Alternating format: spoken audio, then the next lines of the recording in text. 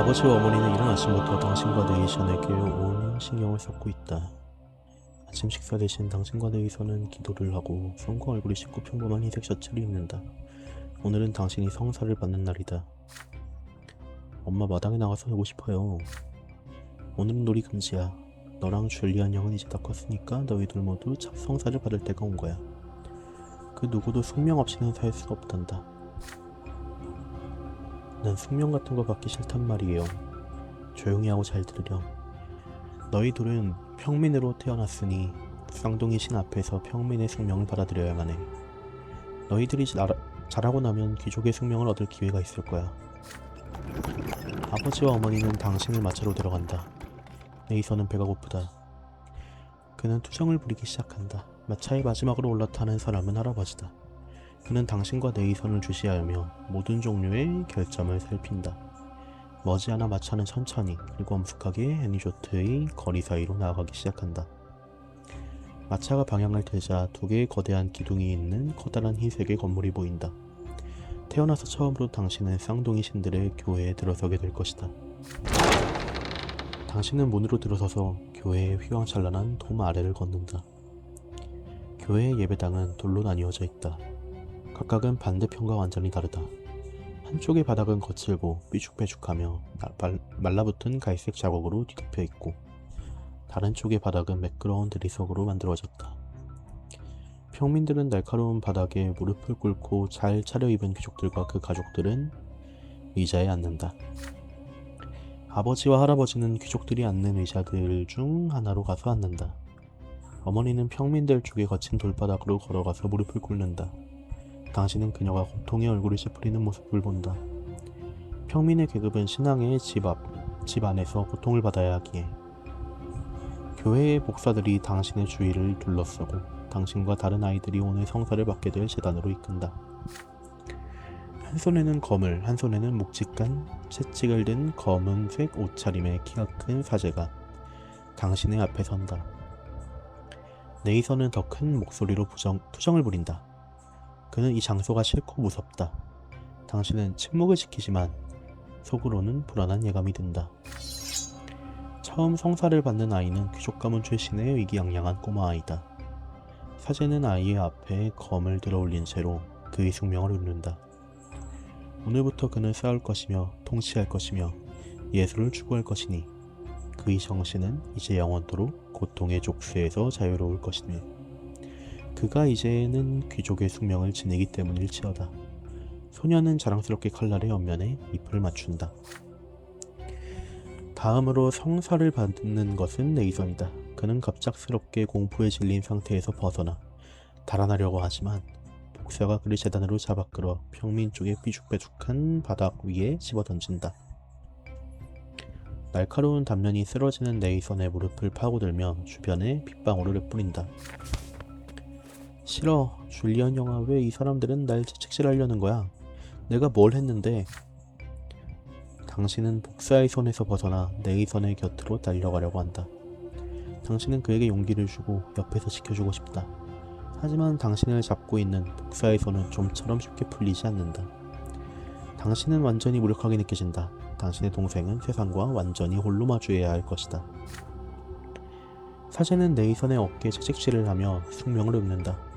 네이선이여, 오늘부터 그대는 인내하고 일하고 고난에 시달릴 것이니 그대는 노동에 성실히 임하며 그대의 동시자들에게 겸손히 복종하도록 하라. 그리하여 이제 그대의 첫 진정한 고난이 찾아올 것임에 감사하며 받아들이도록 할지어다. 채찍이 휘둘러진다. 그것은 네이선의 오른쪽 어깨를 강타한다. 그것은 네이선의 왼쪽 어깨를 강타한다. 채찍에 실린 힘이 어찌나 강했는지 네이선은 바닥에 쓰러진다. 사제는 그에게 일어서라고 이야기한다. 그는 자신의 숙명을 받았다. 무릎은 찢어져 피를 흘리고 영혼을 꺾인 채로 네이선은 일어나서 어머니가 있는 곳을 향해 힘겹게 걸어간다. 이제 당신의 차례다. 당신의 발이 좀처럼 떨어지지 않는다. 당신은 간신히 재단으로 걸어갈 정도의 힘을 짜낸다. 무릎을 꿇자 날카로운 돌로 된 바닥이 느껴진다. 너무 날카로워서 옷으로도 막을 수 없을 정도다. 당신의 살갗에 타는 듯한 통증이 느껴지기 시작한다. 복사는 당신의 머리를 억지로 잡아노르고 당신은 위에서 사제가 내리칠 준비를 하며 채찍을 들어올리는 것을 느낀다.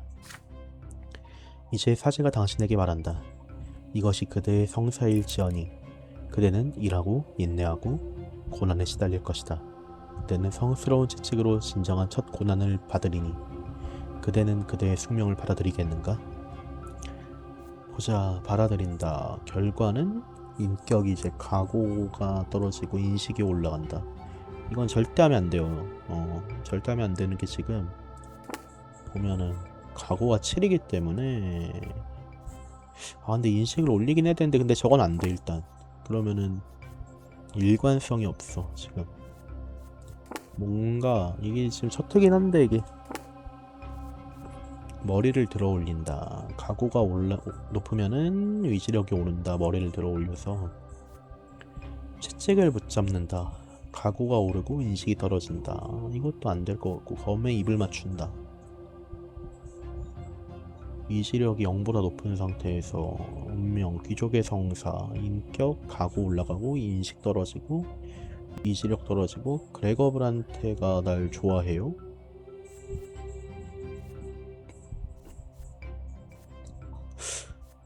근데 뭔가 평범한 위치. 근데 브란테 할아버지 루트를 가야 되나? 할아버지 루트? 그래, 힘 맞춰보자, 검에. 근데 위지력이 박살이 나서 이러면, 나 진짜. 위지력이 마이너스 10이 되면은 지침. 위지력이 박살이 나버리는데, 이거 하면.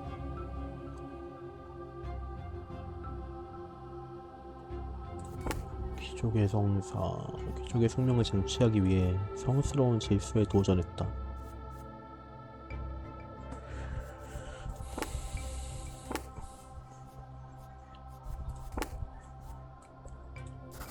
그래, 입 맞춰요.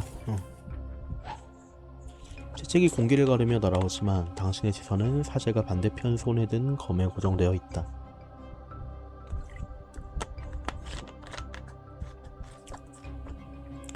당신은 자리에서 뛰어오른다. 채찍은 당신을 비껴간다. 당신은 검을 손으로 붙잡고 칼날은 무자비하게 당신의 손에 파고든다.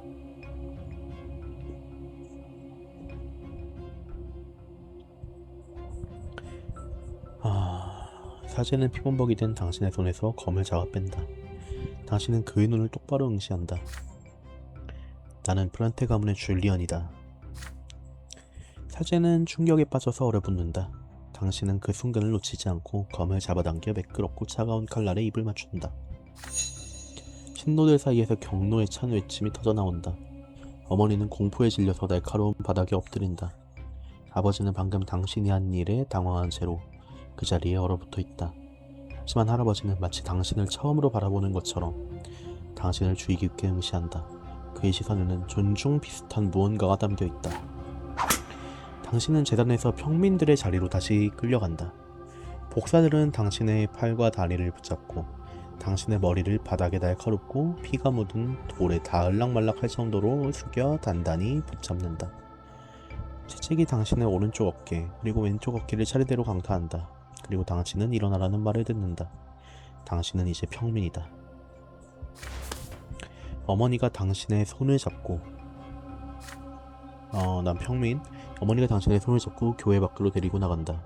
바깥에 나오자마자 그녀는 당신의 불복종이 가족에게 수치를 남겨줬다며 꾸짖는다. 당신이 걷는 동안 네이선이 당신의 손을 붙잡는다.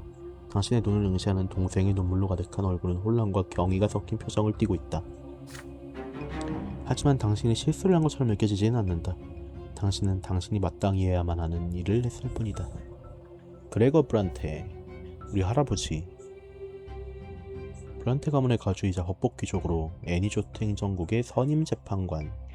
가문에서 처음으로 교육을 받고 귀족의 지위를 얻었으며 그의 꿈은 자신의 가문이 검공 귀족의 자귀를 받는 것이다. 예체에서의 잔혹하고도 맹렬한 호자인 그레거는 언제나 가문의 미래를 위한 계획을 세우는 일에 사로잡힌 상태다. 관계가 일단 우리 집에서 제일 좋거든요.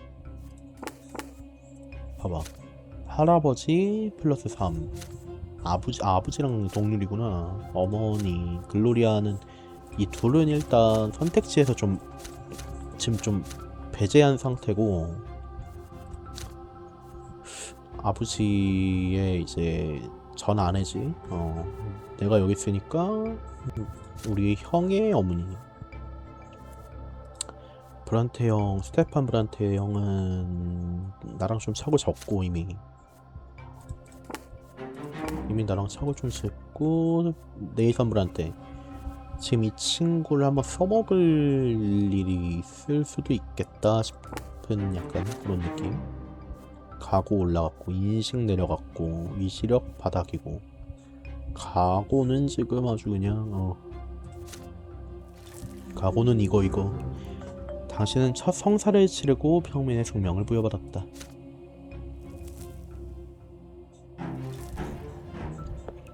귀족의 성사 사건이 발생함. 이거 이제 깼다고. 당신은 귀족의 숙명을 쟁취하기 위해 성스러운 질서에 도전했다. 다음으로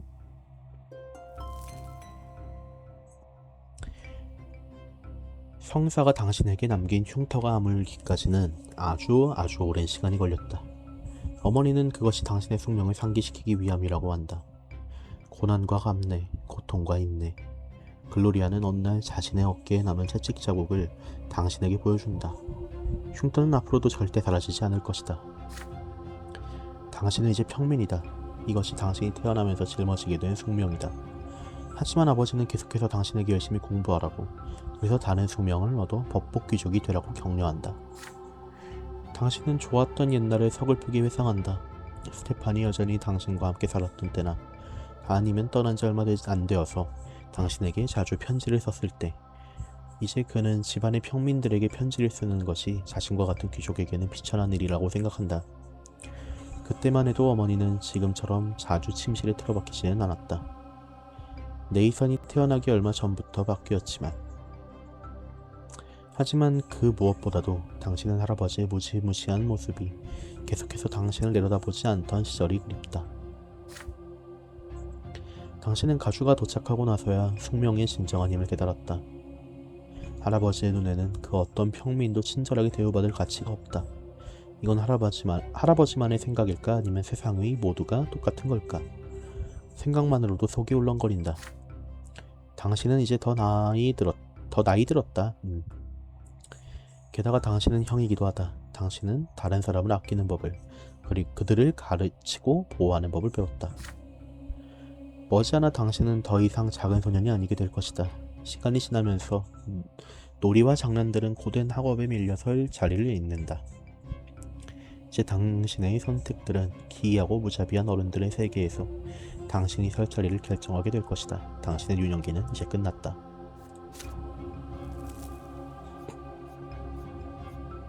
챕터 1 유년기의 끝. 유년기가 끝났어요. 이 챕터에서 당신에게 일어났던 중요한 사건들 한번 싹 봅시다. 탄생 1118년에 줄리언이 탄생했습니다. 줄리언 브란테가 이 세상에서 당신의 삶이 시작되었다. 어떠한 삶을 살 것인가. 그리고 4년 뒤죠.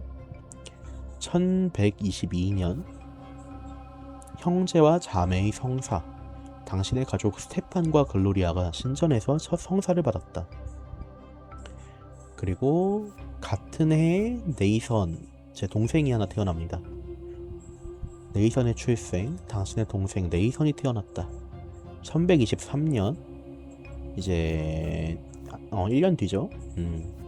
검술 교습. 당신은 아버지처럼 검술을 배우는 것에 도전했다. 당신에게는 그러할 생득권이 없음에도. 이 생득권이 뭔지를 한번 찾아봤거든요. 이 생득권이 뭐냐면은 이제 단어상으로는 이제 태어나면서 얻는 권리 이런 건데, 여기서 말하는 생득권은 이제 계급사회에서의 내 신분으로서 이제 할 수 없는 것들을 얘기하는 거라고 하네요. 그렇게 할 생득권이 없음에도. 할아버지의 귀환 24년 당신의 할아버지 그레거 브란테가 수도에서 돌아왔다. 25년에 성사를 받습니다. 이제 여기 보시면은 22년에 이제 제 형과 누나가 성사를 받고 3년 뒤에 저와 제 동생 네이선과 줄리언 이 두 명이 성사를 받습니다. 당신은 첫 성사를 치르고 평민의 숙명을 부여받았다. 귀족의 성사, 이건 약간 여기서 발생한 이벤트 같은 것 같은데, 당신은 귀족의 숙명을 쟁취하기 위해 성스러운 질서에 도전했다. 보자. 인격. 유년기 동안 당신이 축적한 개인적인 특성들. 챕터 2 청소년기의 끝에서 성인의 특성으로 변환된다.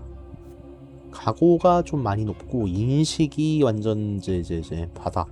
인식은 진짜 하나도 안 찍었네. 이게 1 찍혀 있었는데 아까 선택 중에 하나에서 1 떨어지는 게 있었어가지고 대신 각오가 1 더 올라갔죠. 각오는 이제 당신의 인내심과 강인함, 그리고 당신의 길을 만들어 나가는 능력을 나타낸다. 당신이 성장했을 때 당신의 사고방식과 스킬에 영향을 미칠 것이다. 인식 같은 경우는 당신이 얼마나 주변 사람들과 환경을 주의 깊게 살피는지와 이해하고 배우는 것에서 당신의 능력을 나타낸다. 당신이 성장했을 때 당신의 사고방식과 스킬에 영향을 미칠 것이다. 이게 그러니까 각오가 높으면 약간 저 막 전사, 뭐 검사, 막 기사 이런 거 할 것 같고, 인식이 높으면 약간 뭐 공무원 이런 거 하지 않을까요? 저 막 무슨 우리 아버지가 또 보면은 여기 가족력에서 보면은 할아버지 보면은 법복귀족, 행정국의 선임 재판관, 이 법복귀족이랑 검공귀족이라는 게 있어요. 검공귀족이 진짜 강력한 가문의 친구.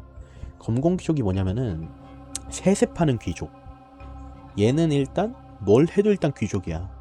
뭐 내가 뭐 죽거나 뭐 튀기거나 삶거나 그냥 얜 귀족이야. 일단 이 가문 자체는 일단 귀족이고, 근데 법복귀족은 약간 명예직.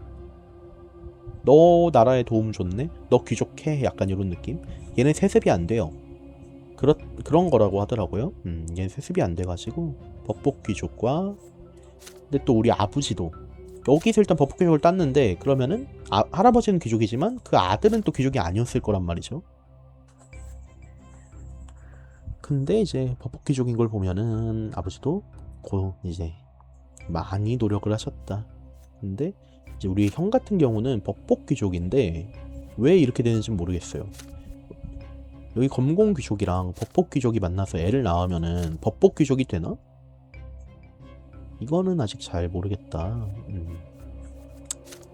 이제 저는 하층민, 평민, 내 동생도 평민. 여긴 이제 사생아죠. 우리 어머니한테 딸려온 사생아다. 사생아도 하층민이다. 제 누나죠.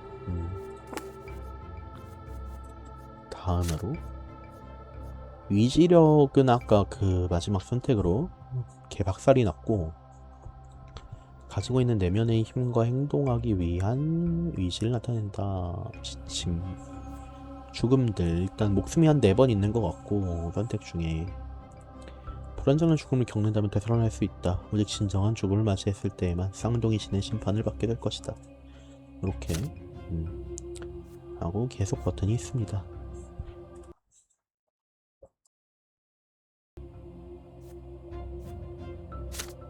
계속 8살 청소년기 계속 가봅시다. I was growing up fast.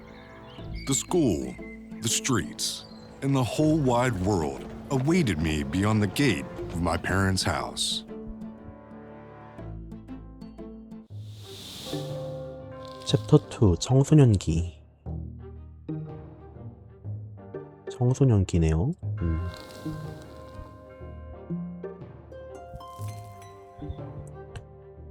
당신이 이 세상에 태어나고 나서 8년이 지났다. 당신이 나이를 먹어가면서 삶은 점점 더 복잡해진다. 유년기의 세상은 당신의 집과 가족에게로 한정되어 있었지만 지세상은 더 넓어지고 있다. 이웃들, 주변의 집들, 고대의 도시 애니조트의 거리들까지. 이제 당신의 머리 위로 하나의 질문이 들이운 채 한 해가 지나갈 때마다 점점 당신을 무겁게 누른다. 이 드넓은 바깥 세상에서 당신의 위치는 어디일까?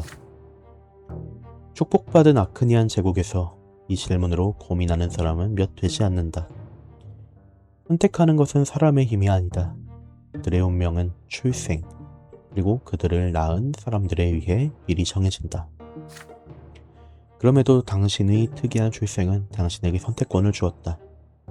당신의 아버지는 귀족의 신분으로 의무와 명예에 있어서는 모범의 대상이나 다름없다. 당신의 어머니는 낮은 신분의 평민으로 겸손과 인내의 화신과도 같다. 그리고 당신의 머리 위 하늘은 밤낮으로 성직자의 등불과도 같은 빛나는 기둥의 광휘로 타오른다. 당신의 등에는 채찍의 흉터가 여전히 남아있다. 당신은 하층민의 숙명인 고역과 순환을 평생 동안 받아들이겠는가? 아니면 그리고 아버지의 아버지의 발자취를 따라 법복 귀족으로 제국을 섬길 수 있는 권리를 위해 투쟁하겠는가? 어쩌면 당신은 쌍둥이 신의 말씀을 따라 다른 이들에게 영적인 인도를 제공하게 될 것인가? 해답은 저 멀고도 두려운 세상 속에 놓여있다. 저택의 벽 너머로 무엇이 당신을 기다리고 있을까? 계속.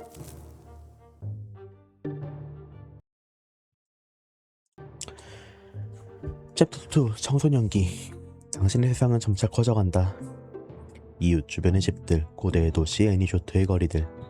당신은 하층민의 숙명인 고난을 평생 동안 받아들일 것인가? 아니면 아버지의 길을 따라 귀족이 될 권리를 싸워 얻어낼 것인가? 그 또한이라면 당신이 가야 할 길은 영성의 길인가? 저택의 벽 너머로 무엇이 당신을 기다리고 있을까? 혹시나 가족, 이 챕터에서 브란테 가족에게 일어날 수 있는 사건들, 이게 근데 조건을 보게 되면은 이게 전 챕터에서 조건을 한번 봐봤는데 뭔가 좀 재미가 좀 절감되는 느낌? 숨겨진 결과 조건. 근데 이거를 키면은 아닌데? 똑같은데? 결과 뭐가 켜진 거지 근데? 잠깐만 모르겠네. 잠깐만요. 일단 원래 상태대로 놓고 글로리아의 비밀. 이거를 근데 지금 봐도 될지 모르겠네. 일단 좀 볼까? 글로리아의 비밀. 당신은 위분 누나 글로리아가 가입한 비밀 결사에 대해서 알아냈다. 기바람. 조건을 일단 지금은 안 볼게요. 위에만 읽고. 스테판의 수치. 당신은 의붓형이 금지된 사랑에 대해서 알아냈다. 혈통. 당신은 브란테 가문의 혈통에 합류했다. 네이션에게의 훈계. 당신의 친동생 네이선 브란테는 당신에게서 영적인 훈계를 들었다. 요런 게 이번 챕터에서 일어날 수 있다라는 것 같아요. 다음. 개인생활. 이 챕터 중 주인공이 개인사에서 일어날 수 있는 사건들. 이거 그냥 요 운명은 안 볼게요. 그냥 너무 많다 뭐가. 마음의 문제, 나무의 계시, 소피아를 구하다. 다음. 성격. 당신의 개인적인 특성. 당신이 내릴 수 있는 선택을 결정짓는다. 그러면 기존에 있던 그거는 없네? 이미 그게 다 된 건가? 적용이? 이미 적용이 다 됐나봐요. 고귀함. 고귀함은 뭘까요? 귀족의 명예로운 이상을 추구하는 과정에서 당신의 언행과 생각이 얼마나 고귀했는지를 나타낸다. 당신이 법복 귀족이 될 확률과 귀족으로 거듭났을 때 중요할 미래의 스킬들에 영향을 미친다. 근데 이거 뭔가 중요할 것 같냐? 기발함. 당신이 얼마나 재치 있는지와 당신의 이익을 위해 상황을 조작하는 능력을 나타낸다. 귀족의 특권 없이 당신이 살아남을 수 있는 능력과 평민에게 중요한 미래의 스킬들에 영향을 미친다. 영성. 창조의 비밀을 파헤치고 이 세상, 당신 주위의 사람들, 그리고 내면 속에서 신성을 탐구하려는 당신의 열망을 나타낸다. 사제가 되기 위해 필요한 당신의 능력과 교단에 중요한 미래의 스킬들에 영향을 미친다. 오케이. 뭐 대충 이런 것들이 있다고 하네요. 인격.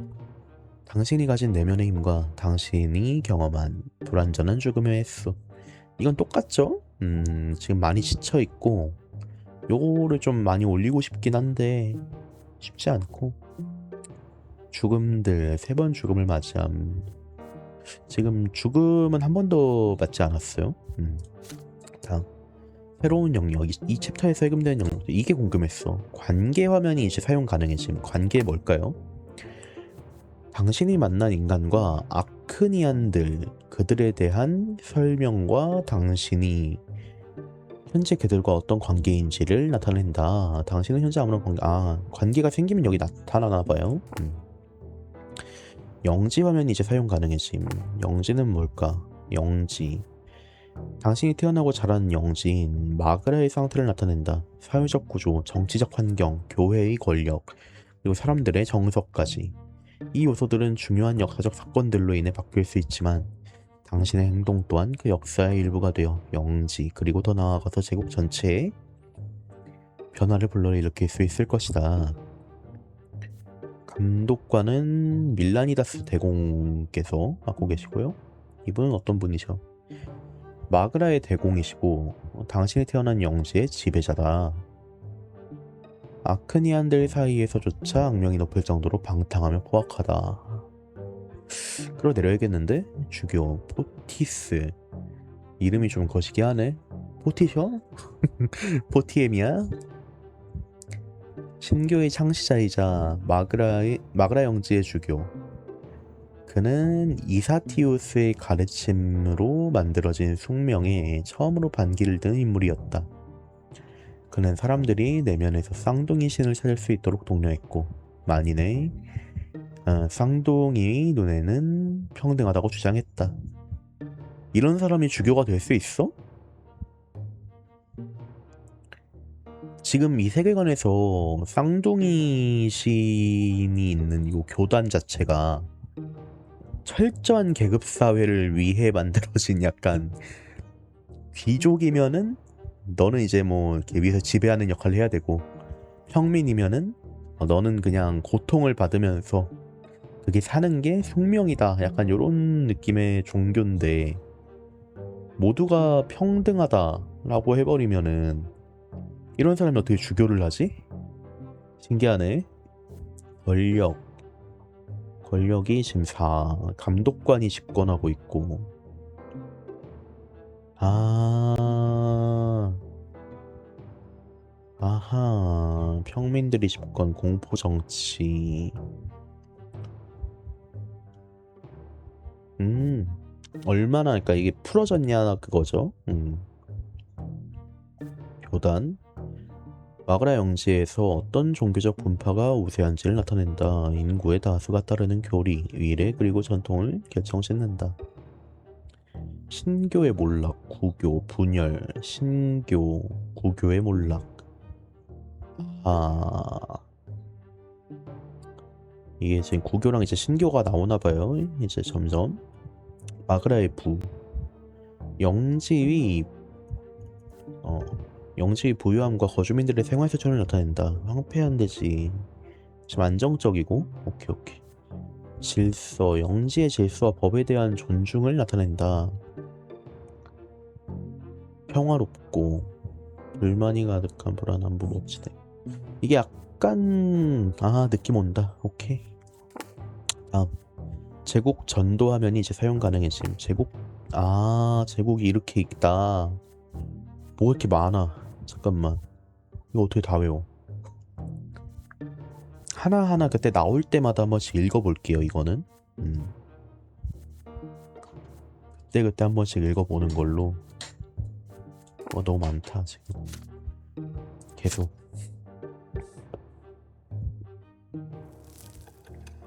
청소년기 1126년. 거리 아래에 사는 소년. 가족들은 당신이 자라면서 당신에게 점점 더 많은 것을 기대한다. 당신의 아버지가 고용한 선생들과 교사들은 당신이 늘 긴장하게 만든다. 요즘 당신의 삶은 당신의 미래를 위해 그리고 브란테 가족의 미래를 위해 공부하는 것에 전념하고 있다. 당신의 동생 네이선도 계속 성장하는 중이다. 그는 이제 어렵지 않게 대화를 나눌 수 있다. 당신은 그가 같이 놀자고 할 때 절대로 거절하지 않는다. 어려운 수업들 사이로 약간의 자유시간이 남을 때의 일이지만 오늘은 비가 내린다. 아버지와 어머니는 무도회에 나갔고 그들은 네이선을 당신에게 맡겼다. 당신은 거실에서 책을 읽느라 시간이 가는 것도 잊어버렸고 네이선은 혼자 개울에서 물장구를 치러 나간다. 얼마 지나지 않아 밖으로 나오라고 애원하는 네이선의 목소리가 들려온다. 당신의 동생은 현관에서 흙투성이가 된 채 흐느끼고 있다. 당신은 네이선이 계속해서 엉엉 오는 동안 그에게로 다가간다. 전부 그 애 때문이야. 걔가 날 도랑에 밀치고 놀렸어. 내가 옷만 멋지게 차려입은 바보래. 나는 형을 불러오겠다고 했어. 걔는 아직도 거기 있어. 가서 걔 좀 혼내줘, 줄리언 형. 제가 줄리언입니다. 네이선은 주로 가난한 장인들이 사는 거리 아래쪽에 있는 빗두름한 나무 집을 가리킨다. 현관에서 어슬렁거리는 두 소년이 당신의 눈에 들어온다. 둘 다 평면이 분명하지만 가난한 행색과는 거리가 멀어 보인다. 그들 중 하나는 네이선과 키가 비슷하고 당신처럼 특이한 표정으로 얼굴을 찌푸리고 있다. 다른 하나는 당신과 비슷한 나이지만 더 키가 크고 어깨도 널찍하다. 그 애의 이름은 토마스다. 당신도 전에 들어본 적이 있다. 저기야 줄리언 형. 내가 말한 그 자식이야. 네이선은 더 어린 쪽의 소년을 가리키고 당신의 등 뒤에 숨는다. 토마스는 씩 웃더니 소매를 걷어올려 근육질에 팔을 드러낸다. 아무래도 꽤 오랫동안 아버지를 도와서 막노동을 한 모양이다. 잘 들으셔, 부잣집 도련님들아. 우린 너나 네 우정에 관해서는 신경 안 써. 그 누구라도 우리 집을 냄새나는 쥐구멍이라고 부르고 그냥 넘어갈 순 없어. 내 동생은 도랑에 던져질 짓을 해서 던져진 거라고. 어쩌면 이번 일을 교훈 삼아서 다음에는 옷도 평범하게 차려입고 자기를 진흙탕에 집어던질 수 있는 사람들한테 시비를 걸지 않을지도 모르지. 당신은 반응하기도 전에 무의식적으로 주먹을 쥔다. 아무래도 네이선이 먼저 저 애들을 놀린 모양이다. 그러니 저 애들도 똑같이 답해준 것이다. 그거야 당연한 일이다. 하지만 당신의 동생을 도랑에 밀어넣은 건 해도 너무했다. 토마스는 전혀 기죽지 않고 당당한 모습이다. 당신이 전혀 위협적으로 느껴지지 않는 것이다. 당신은 싸울 준비를 하려다가 누군가가 당신의 소매를 잡아당기는 것을 느낀다. 당신은 고개를 돌리고 이 모든 일의 시작인 네이선과 마주한다. 이제 선택지. 토마스에게 다가가서 흠씬 돌격해준다. 하면은 인격이 고귀함이 올라가고. 토마스 구에로 씨는 누구셔? 가족은 아니신데?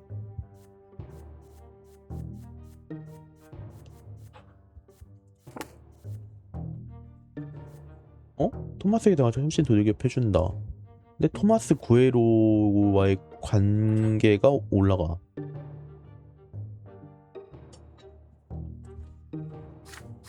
토마스 구에로 얘잖아.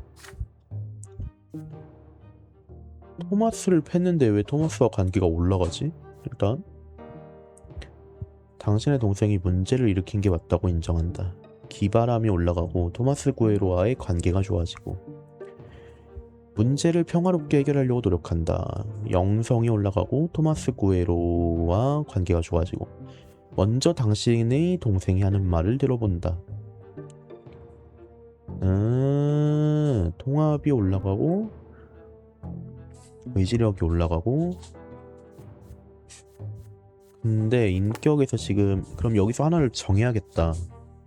이족을 할 거냐 평민으로 살 거냐 아니면은 저기 가서 살 거냐인데 일단 하면 귀족 해야지.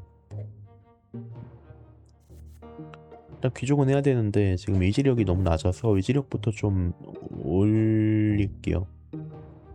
네이선 브란테한테 내가 이미 한번 해준 게 있으니까 한번 말을 들어봅시다. 네이선이 계속 당신의 소미를 잡아당기는 중이다. 아무래도 당신에게 하려는 말이 있는 모양이다. 맞죠? 얘기 들어보겠습니다. 네이선은 갈수록 더 세게 당신의 옷소매를 잡아당긴다. 마침내 당신은 돌아서서 그 애를 바라본다. 싸우지 말자 제발. 봐봐 쟤는 엄청 크잖아. 집에 가자. 쟤네들을 누가 신경 쓰겠어. 형도 땀에 흠뻑 젖었고. 네 동생 말만 듣고 겁쟁이처럼 내뺄 거냐? 이래서 부잣집 애들은 안 된다니까. 말만 번지르르 해서 막상 일이 닥치면 엄마를 찾으면서 집으로 달려가지. 이제 당신도 참을 만큼 참았다. 당신은 곧장 토마스에게 주먹을 휘두르고 당신의 갑작스러운 공격에 놀란 그는 뒤로 물러난다. 토마스가 상황을 파악하기까지는 시간이 좀 걸리지만 이제 그는 반격할 준비가 되었다. 주먹으로 얼굴을 가린 채 그는 당신에게 재빠른 주먹을 날린다. 이제 뒤로 물러나는 것은 당신이다. 당신과 토마스는 분노에 차서 헐떡이며 서로 주먹을 날리기 시작한다.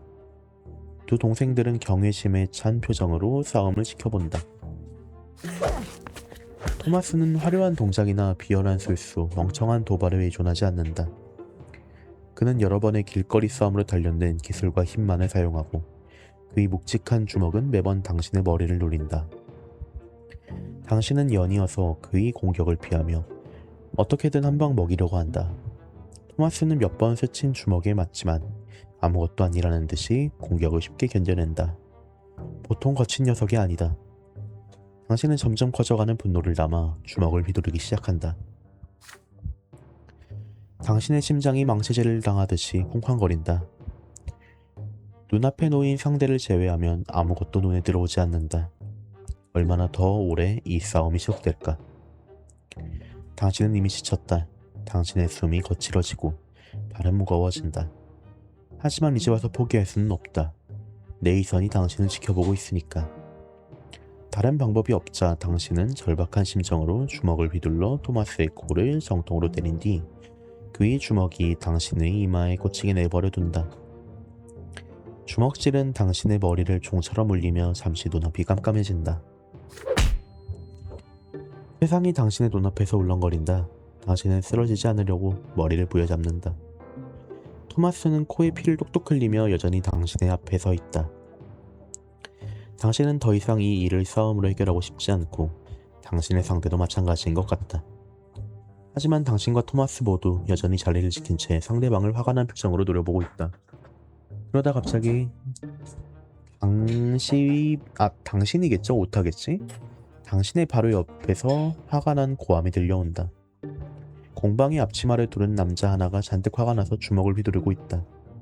토마스의 얼굴이 곧장 공포에 질린 표정으로 바뀐다. 내 앞바다 튀어! 싸움에 대한 처벌은 매를 맞는 것이다. 당신은 그 생각만으로도 공포에 질려서 불이 나게 달아난다. 토마스도 당신의 앞에서 달려나간다. 당신은 뒷골목에 썩어가는 나무 판자들 위를 가로질러서 반쯤 비틀어진 울타리를 뛰어넘고 커다란 웅덩이를 한 번에 뛰어넘은 뒤에 무성하게 자란 풀 속으로 뛰어든다. 당신과 토마스는 그곳에 숨어서 침묵을 지킨다. 누군가 당신들을 쫓아오는 소리는 들리지 않는다. 당신은 토마스와 시선을 교환하고는 웃음을 터뜨린다. 그의 웃음은 우렁차고 전염성이 있다. 하지만 그는 얼마 안 가서 웃음을 멈추더니 서글픈 표정으로 변한다. 이 남자애들은 싸우면서 친해지는 거거든요, 이게. 아, 어차피 돌아가면 먼지나게 맞겠지 뭐. 내 아빠는 언제나 금방 매를 드시거든. 그러고 나서는 늘 그랬듯이 숙명이랑 기도를 가지고 며칠 동안 나를 괴롭히시겠지. 왜 난 항상 이런 일에 휘말리는 걸까? 근데 싸움 아니면 네 가치를 증명할 방법이 없잖아, 안 그래? 당신은 토마스에게 어른들은 당신들이 싸우는 것을 보지 못했으니 이제 싸우던 중이 아니라는 것을 설득시키기만 하면 된다고 말한다. 코피가 그냥 나는 일도 있지 않은가? 당신의 어머니도 자주 코피를 흘리시는데. 뭐 시도는 해볼 수 있겠지. 우리 동생들이 고자질하지 않기만을 빌자고. 네 동생한테는 내가 말해둘 테니까 네 동생한테는 내가 말해둘 테니까. 맞아, 너 이마에 긁힌 상처 났더라. 다른 사람들이 그거 못 보게 해. 내가 얼굴에 주먹을 맞추지는 않아서 다행이군.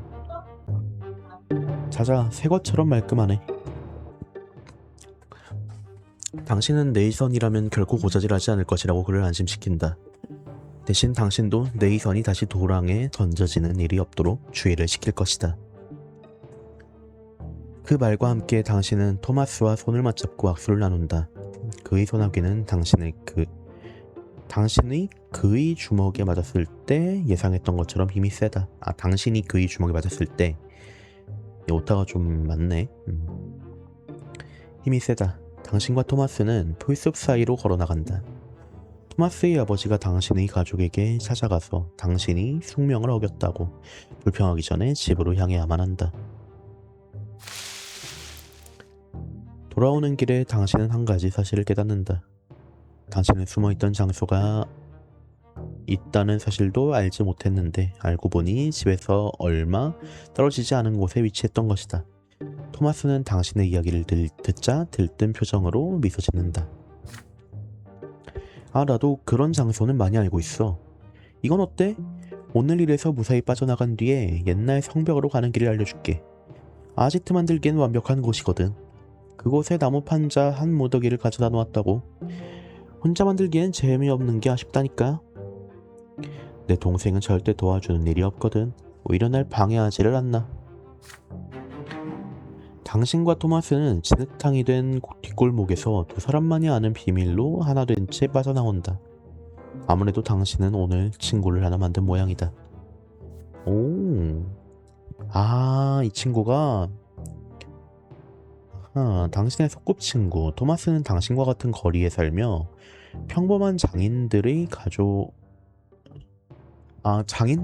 태어났다. 그의 소망은 신분을 바꾸고 군사교육을 받아 검의 자격을 얻는 것이다. 그는 제국군단에 입대할 생각이다. 관계는 현재 이제 무관심인데 이게랑 좀 친해져도 괜찮겠는데? 통합 올라갔죠? 이거 우리 가족이 얼마나 이제 하나 되어 있는지. 그리고 의지력. 이게 제일 중요해요. 이게 제일 중요해, 의지력이. 토마스와의 만남 1126년 당신은 토마스라는 소년과 친구가 되었다.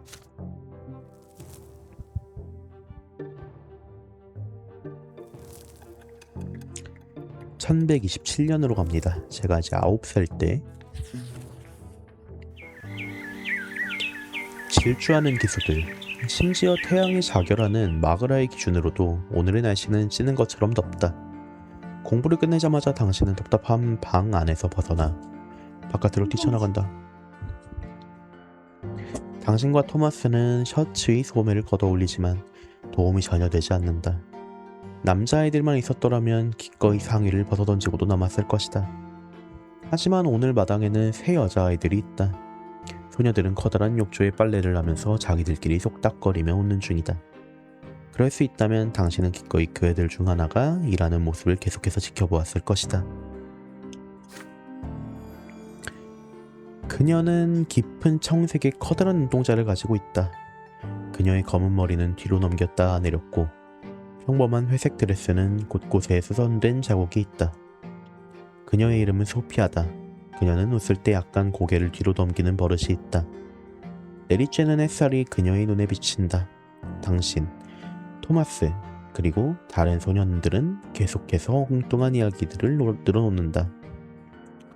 그녀가 웃을 만한 이야기라면 무엇이든지다. 이야기 들려주려는 걸 참 좋아하는구나, 줄리안. 이거 하나 생각났다. 하지만 그러다가 소피아는 그녀를 집으로 들어오라고 부르는 소리를 듣는다. 그녀는 당신에게 고개를 끄덕이고 미소 지으며 거리를 가로질러 뛰어간다. 그녀의 가벼운 발걸음은 멈추지 않고 앞으로 나아가지만 그녀의 시선은 어딘가 다른 곳에 있다. 하지만 그러다가 길에 있던 돌멩이에 그녀의 발이 걸린다. 그녀는 비틀거리다가 먼지 구름 속으로 넘어진다.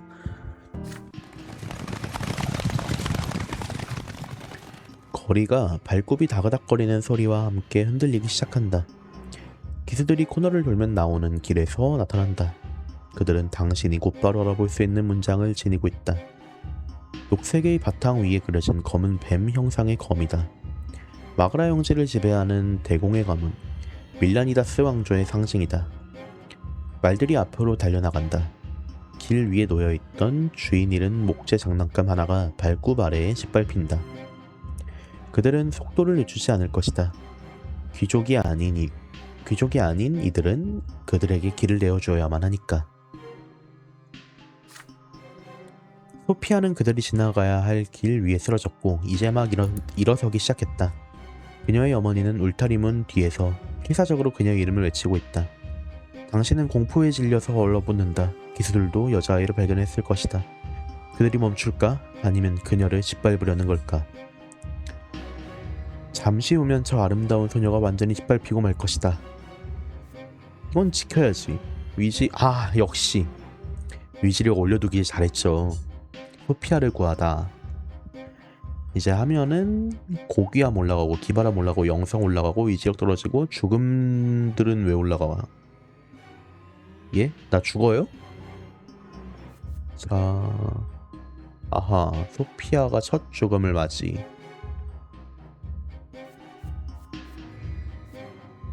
근데 이거는 지켜야지.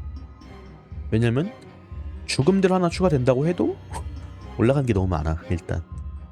그리고 일단 지켜야 돼. 와타시와 오토코 다카라. 당신은 팔을 마구 흔들면서 길 한복판으로 달려나간다. 발굽 소리와 먼지 탓에 아무것도 보이지 않는다. 아주 잠시 동안 말들은 속도를 늦춘다. 소피아가 일어나서 도망치기에 충분할 정도로.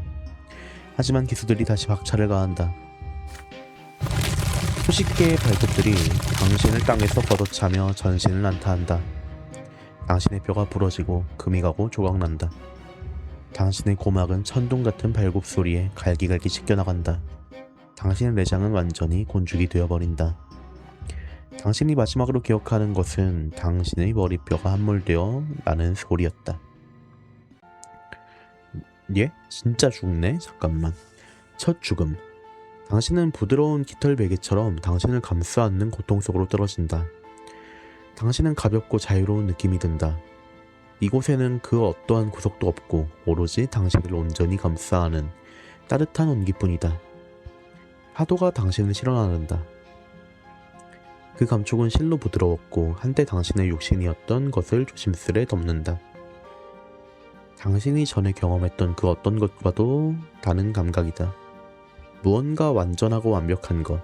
당신은 당신보다 더 위대한 존재. 만물이 창조된 이유. 당신이 존재하는 이유 그 자체와 접촉했다.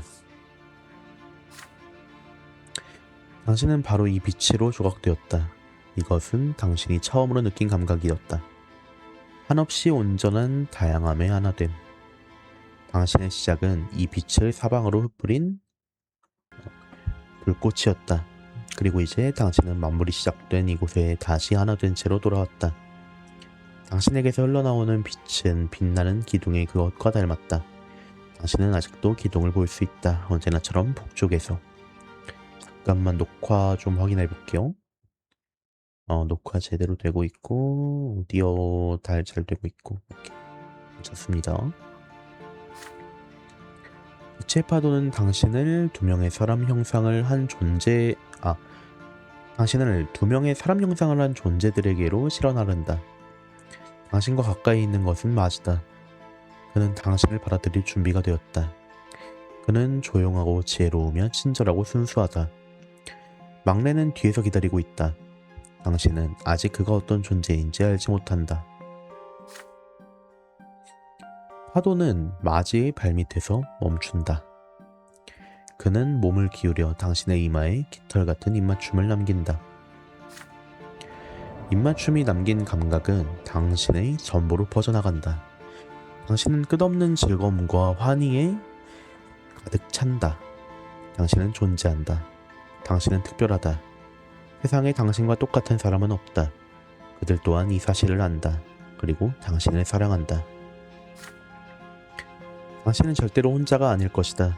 당신은 그들의 일부이며 당신의 가족의 일부이자 이 세상의 일부이기도 하다. 쌍둥이 신들은 절대로 당신을 떠나지 않을 것이다. 그들은 당신을 계속해서 지켜보리라. 마제는 파도 사이에 누워있는 당신을 가볍게 건드려 빛의 흐름을 따라 흘려보낸다. 당신은 계속해서 떠내려가 은빛 나무의 넓게 펼쳐진 가지 위로 향한다. 당신이 은빛 나무에 가까이 다가갈수록 당신의 몸은 점점 더 무거워진다. 파도는 나무의 줄기로 당신을 끌어내리지만 당신은 온기와 부드러움, 사랑과 작별하고 싶지 않다. 당신은 뒤를 돌아본다. 마지는 아직 당신을 지켜보고 있다. 그는 고개를 끄덕인다. 그래야만 하는 것처럼. 가거라. 너의 때는 아직 오지 않았다. 이제 세상으로 돌아가야만 한다. 당신이 육신을 향해 떨어져 내리면서 당신은 불완전한 죽음의 진정한 의미와 당신에게 드러난 신성한 지식을 이해한다. 사랑은 사후에만 존재하지 않는다. 그것은 이 세상 모든 생명의 근원인 쌍둥이들이 만들어낸 설계 전체에 존재한다. 당신의 삶에서 이 사랑은 어떠한 방식으로 구현되었는가? 당신의 삶에서 이 사랑은 어떠한 방식으로 구현되었는가? 제국을 창조함으로써 쌍둥이 신들은 모든 살아있는 생명들을 돌보신다. 제국은 이 세상에서 우리가 설 자리와 타인과의 연결을 제공해주는 유일한 존재다.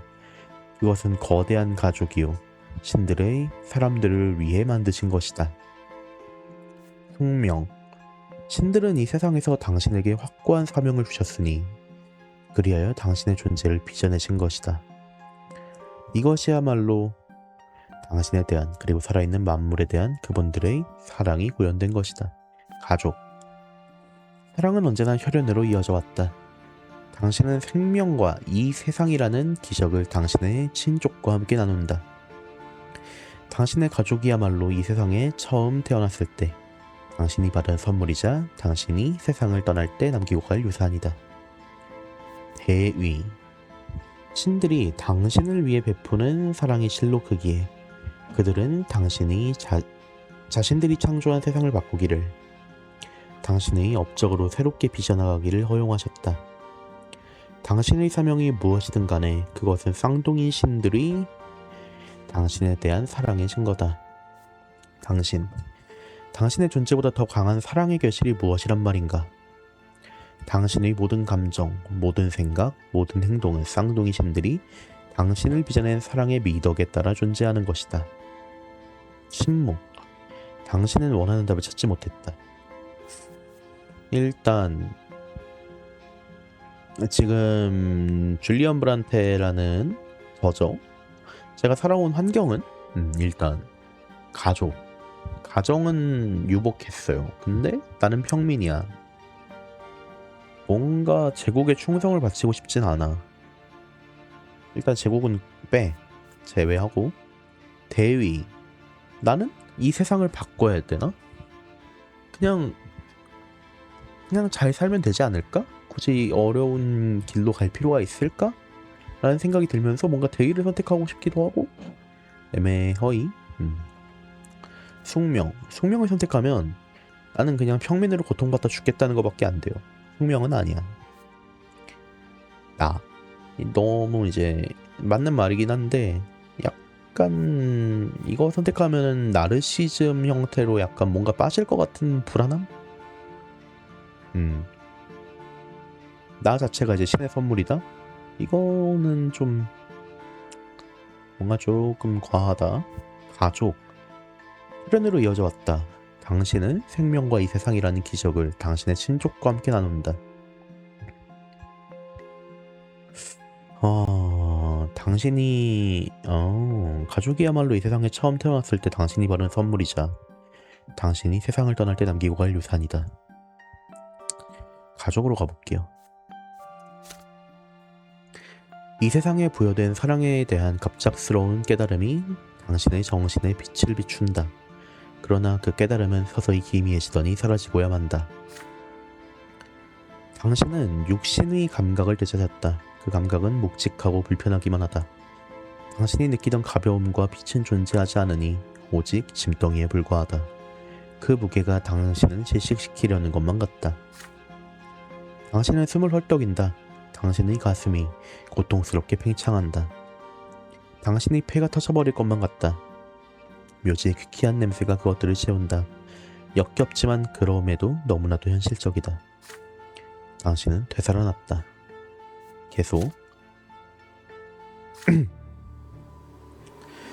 그리고 당신은 다시 감각을 느낄 수 있다. 다시 몸, 머리, 팔, 다리의 감각이 돌아온다. 당신보다 강한 의지에 복종하며 당신의 주변에서 빛이 사라진다. 당신은 세상으로 돌아왔다. 이것이 쌍둥이 신들의 법칙이다. 당신은 진정한 죽음을 맞이할 때까지 이 세상으로 돌아올 것이며 이 세상에서는 고통과 고난과 쾌락을 느낄 육신을 가지게 될 것이다. 당신은 퀴퀴하고 음습한 냄새를 맡는다. 당신은 눈을 뜨고 어머니와 아버지가 가족 묘지의 어스름 속에서 나지막하게 이야기를 나누는 모습을 본다. 그들은 당신이 숨을 들이키자마자 이야기를 멈춘다. 아버지가 당신을 왕토로 감싸는 동안 어머니가 달려가 당신을 꼭 껴안는다. 두 사람 모두 당신을 집으로 데려가는 동안 한마디도 하지 않는다.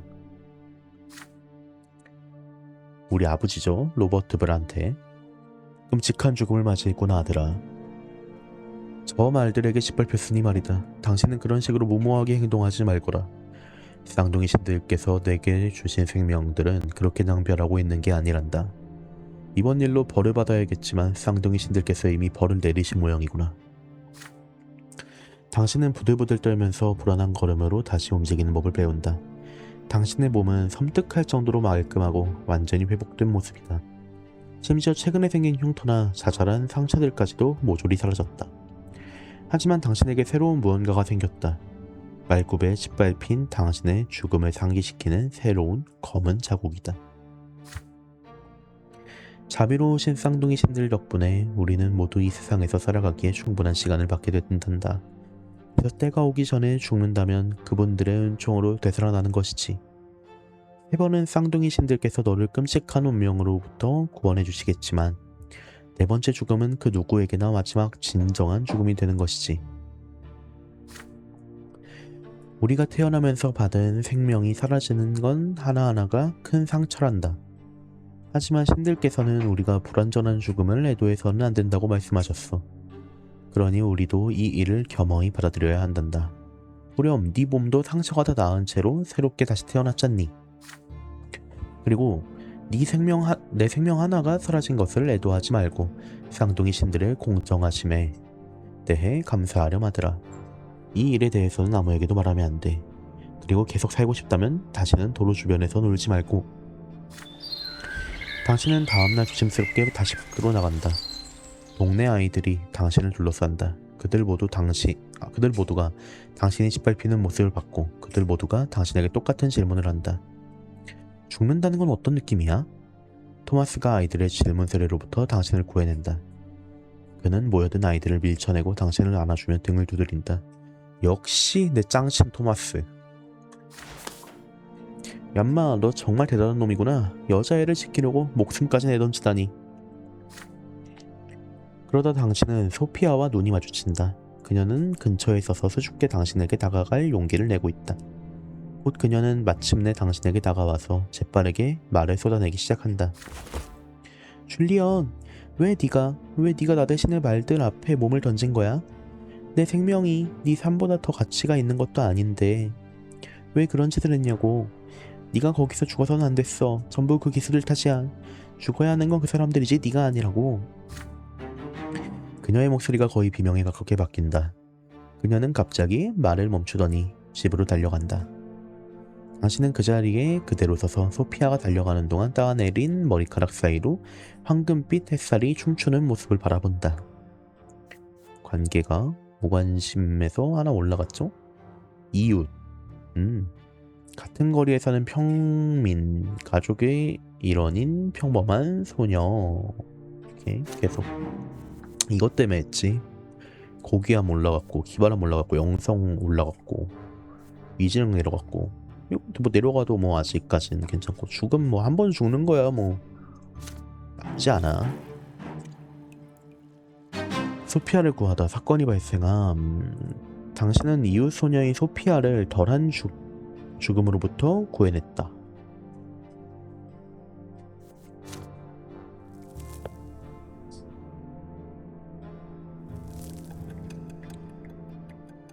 (1128년)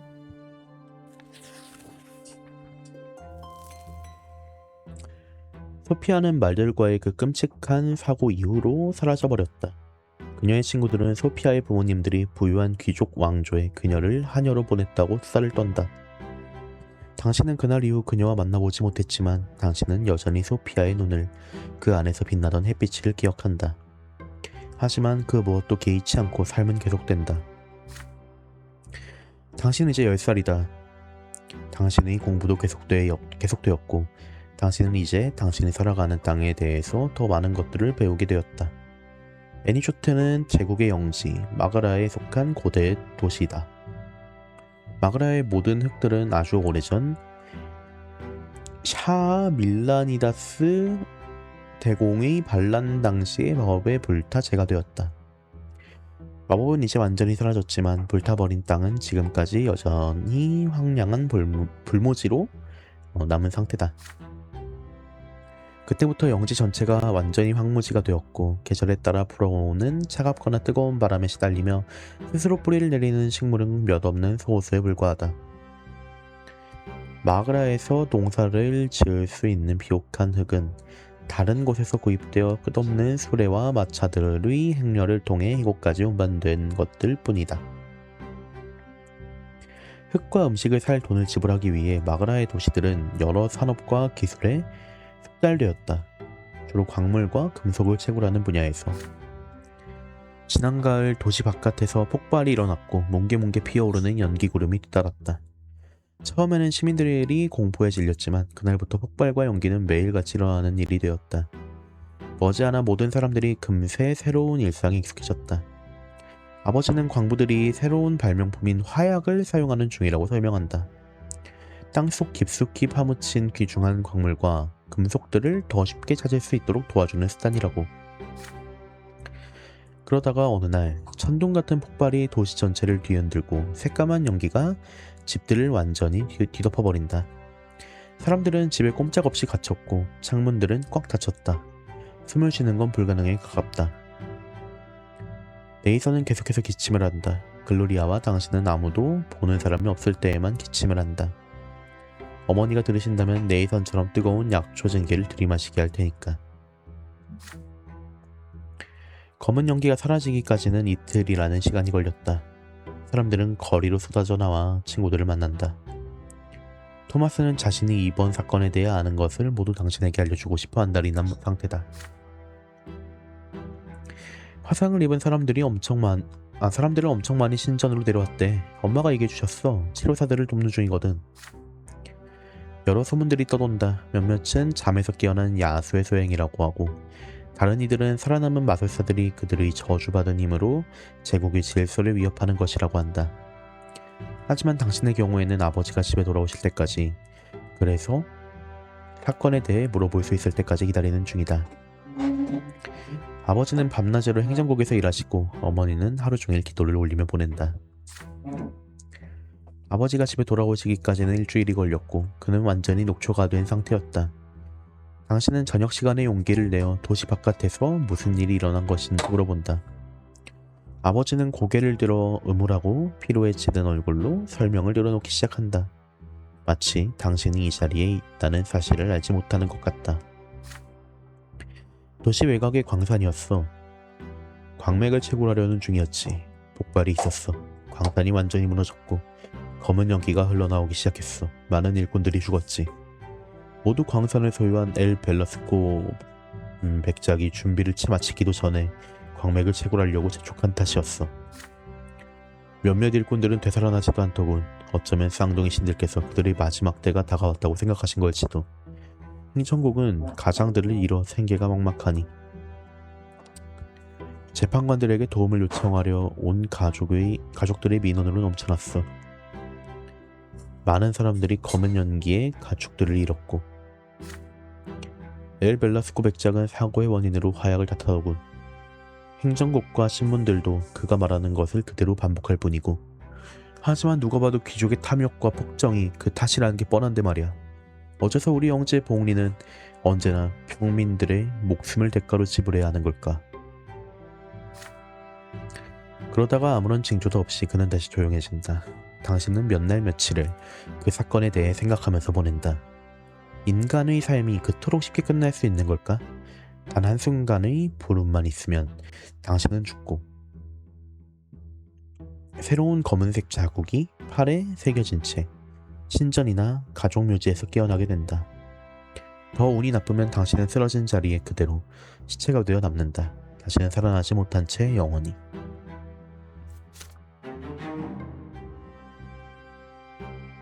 네? 갑자기 왜 질서 내려갔고 부 올라갔고. 풍요롭긴 한데 이제 약간 위태위태하죠?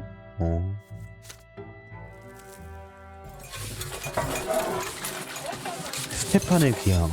점심 동안 아버지가 당신에게 저녁 시간에는 집에 남아서 중요한 손님들 몇몇을 맞이할 준비를 하라고 한다. 당신의 형 스테판이 집에 돌아와 오늘 밤 저녁 식사를 함께 할 것이다. 그와 함께 당신의 할아버지 그레거 브란테 그리고 가문의 귀족 친구 중 하나도 집을 방문할 것이다. 당신은 형이 돌아온다는 사실에 흥분을 감출 수 없다. 당신이 스테판을 마지막으로 본 지도 몇 년이 지났다. 집을 떠나 있는 동안 그는 어떻게 변했을까? 당신과 아버지는 긴장한 채로 손님들을 기다린다. 초인종이 울린다. 세 사람이 밖에 서 있다. 당연하게도 처음 안으로 들어온 것은 할아버지다. 그는 마지막으로 집에 방문한 이후 전혀 바뀌지 않았다. 그의 눈은 여전히 집 곳곳을 경멸 가득한 표정으로 바라보며 어떻게든 비난할 이유를 찾고 있다.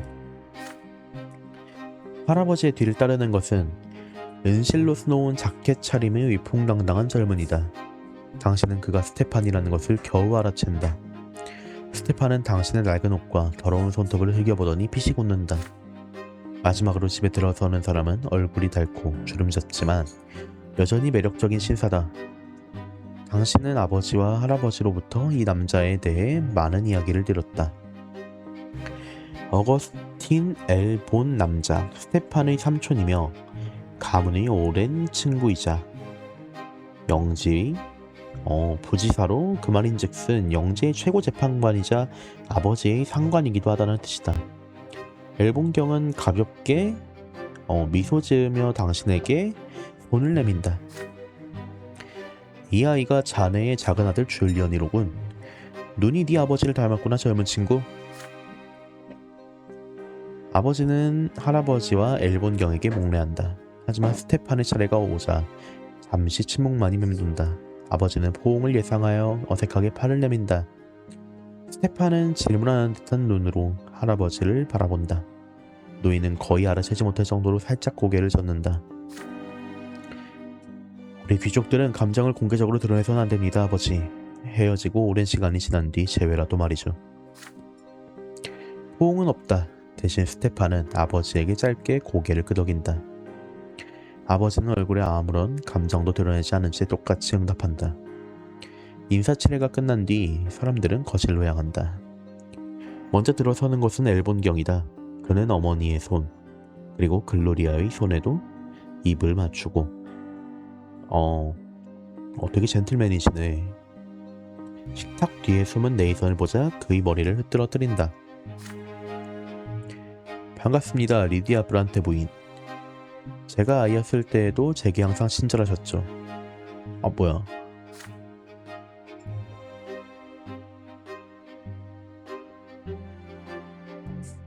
엘본경이 그니까 어머니의 손, 글로리아의 손에도 입을 맞추고 식탁 뒤에 숨은 네이선을 보자 그의 스테판 브란테가 이제 형인데 얘 딱딱하네. 반갑습니다, 리디아 브란테 부인. 제가 아이였을 때에도 제게 항상 친절하셨죠. 그리고 네가 네이선이로구나. 마지막으로 보았을 때는 이제 막 걸음마를 떼던 중이었는데. 당신의 형은 글로리아를 완전히 무시한다. 심지어 인사조차 없이. 일행은 격식을 차린 모습으로 만찬 식탁에 앉는다.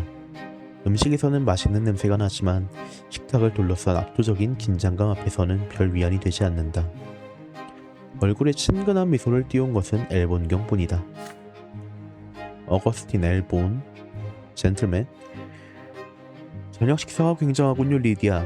직접 요리를 골랐나요? 정말 세련된 미각을 가졌군요. 스테판이 어린 시절을 당신의 곁에서 보낼 수 있어 다행입니다. 신분을 막론하고 여인의 보살핌은 언제나 아이들에게 좋은 영향을 미치니까요. 당신은 입으로 포크를 가져가다 말고 얼어붙는다. 당신은 검공 귀족에게서 많은 걸 예상했지만 평민을 칭찬하는 것은 그것들 중 하나가 아니었다. 당신은 할아버지를 슬쩍 바라본다. 저는 방금 엘본경이 한 말이 목에 걸려 죽어가는 것 같은 모양새다. 내 손자는 동등한 신분의 아이들과 함께 기숙학교에 다니는 편이 더 좋을 거요.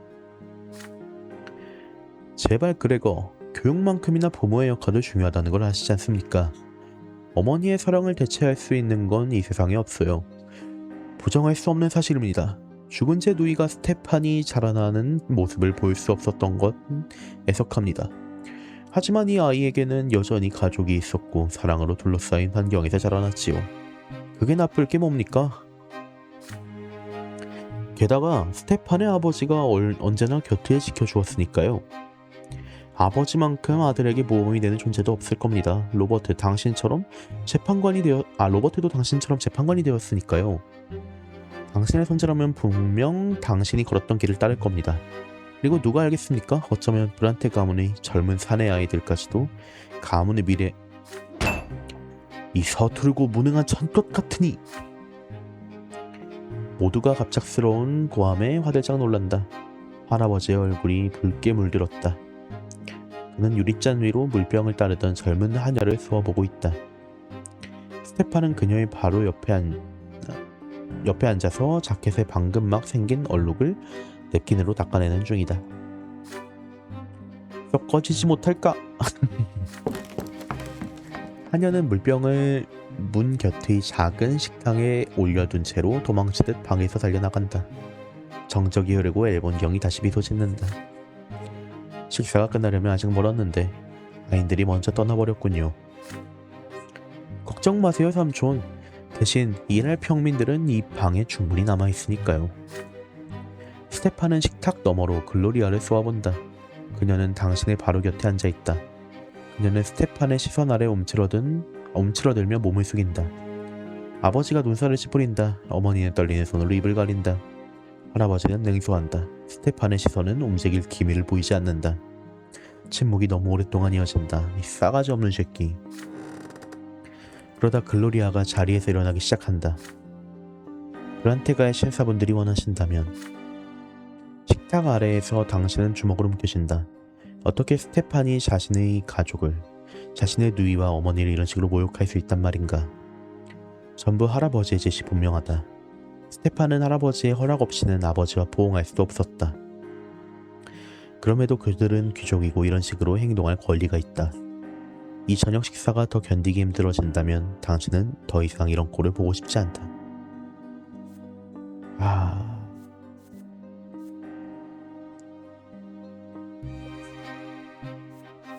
당신의 형을 모욕한다. 도를 넘어서 스테판이 한 짓을 가지고 그를 모욕한다. 기바람 늘어나고 스테판한테 원하는 사고 내려가고 글로리아한테 올라가고. 이거는 기바람 말고 얻을 게 없어서 굳이 할 필요가 없고, 손님과 잡담, 고귀함 올라가고, 그레거 브란테한테 인식. 그레거 브란테는 이미 충분히 인식이 좋아서 고귀함 말고는 얻을 게 없어서 이게 이미 좋잖아. 고귀함도 이미 일찍 다 챙겨놔서 그냥 순환에 함께 하는 게 제일 나을 것 같은데.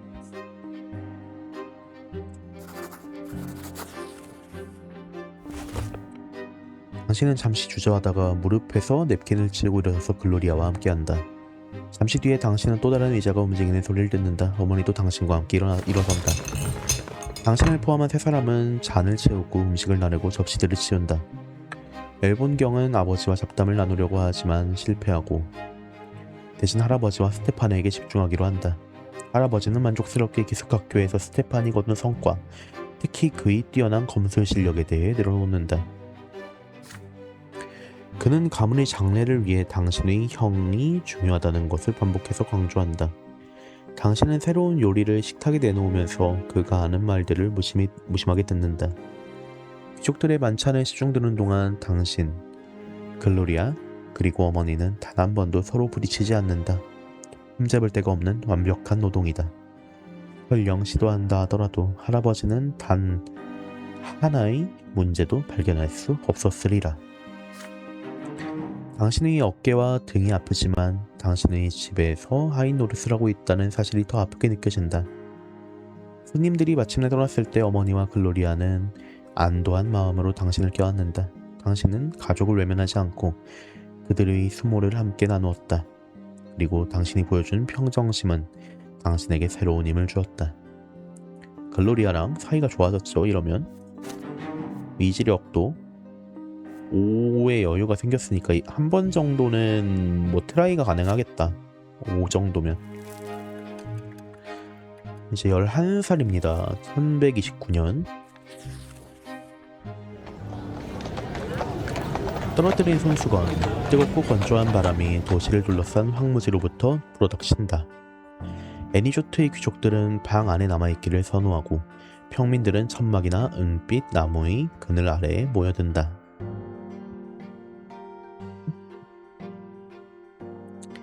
당신은 심부름을 하는 중이다. 당신의 아버지가 귀족 지인에게 편지를 썼고 당신이 배달을 맡았다. 거리 아래에 사는 소년 토마스도 당신과 같이 가기로 했다. 내 짱친 토마스, 함께 갑시다. 당신과 토마스는 이제 뗄래야 떼놓을 수 없는 사이다. 역시 내 짱친. 심부름은 금방 끝났고 당신은 이 기회를 놓치지 않고서 귀족들이 사는 애니조트의 구역을 돌아다니기로 한다. 그 덕분에 당신과 토마스는 광장 한복판, 거대한 은빛 나무의 자비로운 그늘 아래에 놓인 분수의 오래된 벽돌에 기대어 휴식을 취하는 중이다. 토마스는 당신의 곁에서 분수의 가장자리에 느긋하게 몸을 기댄다. 산다는 건 말이야, 너랑 나 같은 평민에게는 힘든 거야.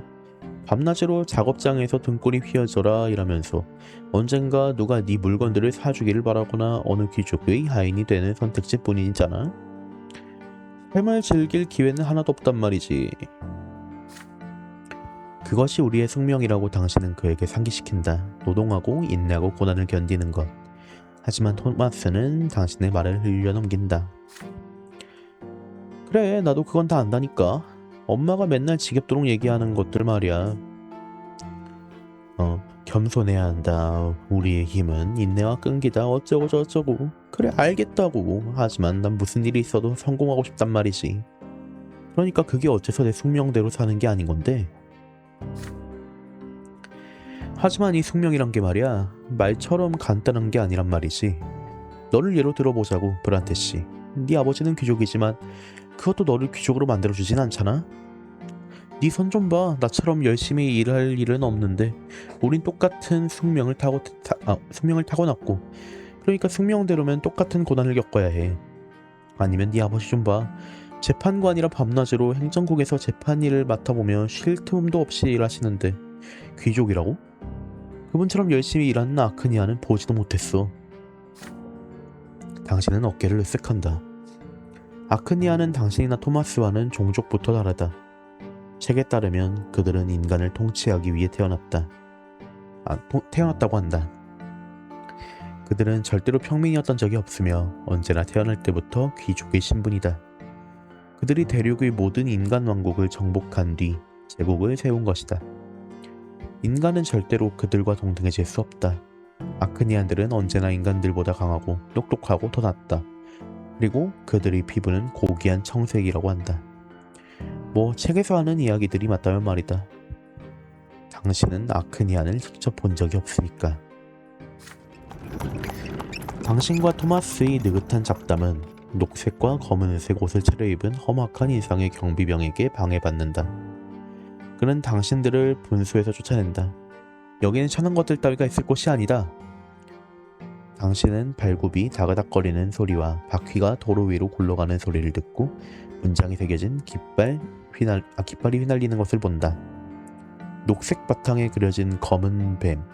당신은 그 문장을 보는 것만으로도 몸을 움츠린다.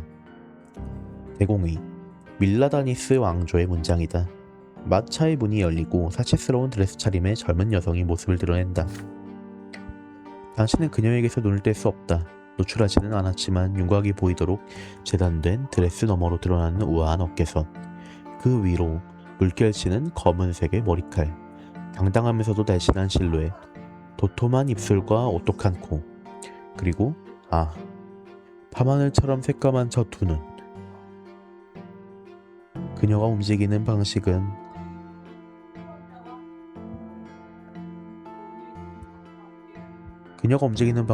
우아하고 마치 물결치는 것 같다.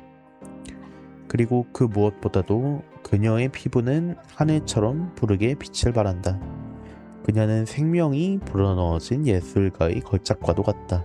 그녀는 아크니안이다. 옥타비아 밀라니다스. 내가 지나가게 길을 비키거라. 밀라디나스 가문의 근위병들은 재빨리 움직여 아크니안 여인이 분수로 향할 길을 터준다. 자결하는 햇살이 그녀의 피부 위에서 기이한 무늬를 만들며 춤춘다. 한 번의 우아한 손짓으로 그녀는 손수건을 꺼내고 몸을 기울여서 분수의 차가운 물로 머리와 목을 닦는다. 토마스 구에로 씨. 내 친구잖아. 내 친구 토마스. 호랑이도 제 말하면 온다더니 대공나으리의 딸 옥타비아 밀라니다스잖아. 이름 어려워. 아크니안은 몸을 돌려 우아하게 그녀의 마차로 돌아간다. 당신은 그녀의 손에서 무언가 빠져나와 당신 바로 옆의 포석 위로 떨어지는 것을 알아챈다. 그녀의 손수건이다. 그것은 당신의 발치에 놓여있다. 정교한 짜임새에 비싼 직물로 만들어졌고 에메랄드빛 실로 섬세하게 장식되어 있다. 당신의 심장이 두근거린다. 그녀의 잃어버린 물건을 돌려주기 위해 감히 이 아름다운 아크니안의 이목을 끌 것인가? 아니면 그녀와 당신 사이의 간격을 넘으려고 시도하지 않을 것인가? 옥타비아에게 손수건을 돌려준다 하면은 지금 의지력이 0보다 높으니까 가능하고, 운명, 마음의 문제. 옥타비아 밀라니다스가 나를 기억하고 의지력 5가 끼고 전리품 슬쩍 의지력 올라가고 토마스 구에로랑 친해지고 기념품으로 간직 의지력 10. 이거는 밀라니다스가 나를 기억하는 거니까 뭔가 뒤에 뭔가 이게 좋을 것 같은데? 이거 할게요.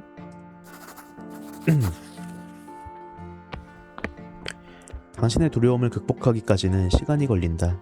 당신은 밀라니다스의 젊은 아가씨를 따라가 긴장한 목소리로 그녀를 부른다. 그녀는 아름다운 얼굴로 어리둥절한 표정을 지은 채 몸을 돌린다. 당신은 떨어진 손수건을 그녀에게